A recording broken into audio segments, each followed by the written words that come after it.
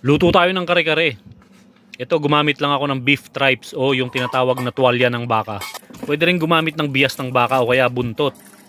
Lalamasin muna natin yan sa asin at suka para maalis yung amoy habang pinakukuluan.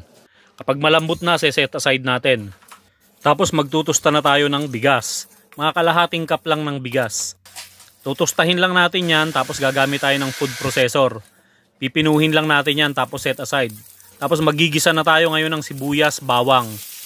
Tapos saka natin isasangkot siya yung ating pinalambot na beef stripes. Maglalagay na rin tayo ng mga kalahating litro ng tubig.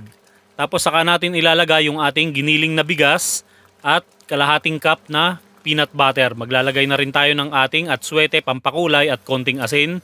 Tapos set aside. Tapos ngayon ibablanch na natin yung ating mga gulay. Talong, sitaw at pechay. Ganyan lang kasimple. Halika, kain tayo.